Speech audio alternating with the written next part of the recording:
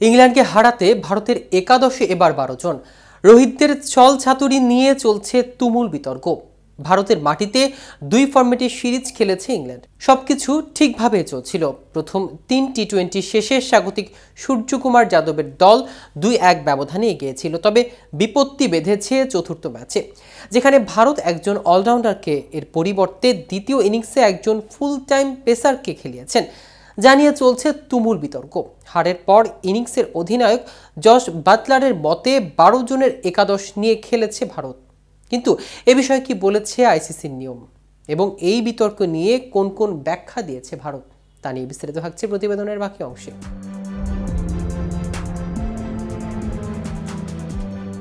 পুনেতে ভারতের বিপক্ষে টি-20 সিরিজের চতুর্থ ম্যাচে শুক্রবার টসে হেরে আগে ফিল্ডিং নেয় ইংল্যান্ড, যেখানে স্বাগতিকদের প্রথম একাদশে ছিলেন অলরাউন্ডার শিভাম দুবে। দ্বিতীয় ইনিংসে তাকে কনকাশন সাব করিয়ে স্বাগতিকদের একাদশে নামানো হয় তরুণ পেসারের হর্ষিত রানাকে। ব্যাটিংয়ে ঝড় তুলেছিলেন দুবে, পরে আবার তার পরিবর্তে নামা রানা বোলিংয়ের গতি ঝড়ের ইনিংসে নাকাল করেছে। শিভাম দুবে একজন অলরাউন্ডার, যার ব্যাটিংটা মূলত দলের প্রধান শক্তি। এর বাইরে অনিয়মিত মিডিয়াম পেসারদের ভূমিকায় তাকে দেখা যায়, কিন্তু অনিয়ম একজন বোলারের জায়গায় ফুল টাইম পেসার রানাকে নেয়া ইংলিশের আপত্তি। দ্বিতীয় ইনিংসে তাকে দেখে নাকি সফরকারী শিবির অবাক হয়ে যায়, যা কোনোভাবেই মানতে রাজি নন ইংল্যান্ড অধিনায়ক জস বাটলার। এই কনকাশন নিয়ম ঠিক হলে পরবর্তী ম্যাচে নিজেরাও 12 জনের একাদশে ঘোষণা করবেন বলে মন্তব্য করেন তিনি। ম্যাচ শেষে জস বাটলার বলেন, এটি একটি রিপ্লেসমেন্ট ছিল না। সমান রিপ্লেসমেন্টের জন্য হয়তো দুবেকে ঘন্টায় 25 মাইল গতিতে বল করতে হবে, নয়তো ব্যাটিংয়ে উন্নতি করতে হবে রানার। আমি যখন ব্যাট করতে নামি তখন আমার মনে প্রশ্ন জাগে, হর্ষিত কার পরিবর্তে খেলছে?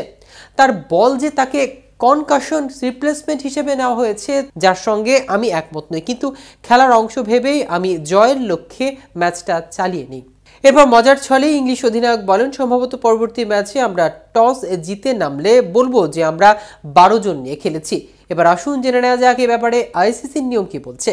আইসিসি কনকাশন সাব নীতিমালাগুলো অনুযায়ী টি-20 ক্রিকেটের প্লেইং কন্ডিশন অনুযায়ী পরিবর্তনীয় ক্রিকেটারের বিষয়ে বলা আছে যে খেলোয়াড়ের কনকাশন হয়েছে, তার পরবর্তীতে লাইক ফর লাইক প্লেয়ার নামানোর অনুমোদন দেবেন ম্যাচ রেফারি। যে খেলোয়াড়কে দলে নিলে বাকি ম্যাচে তার দল বাড়তি কোনো সুবিধা পাবে না, অর্থাৎ ব্যাটারের কনকাশন সাব হিসেবে ব্যাটার, বোলারের কনকাশন সাব হিসেবে বোলার এবং অলরাউন্ডারের কনকাশন সাব হিসেবে নামতে হবে অলরাউন্ডারকে।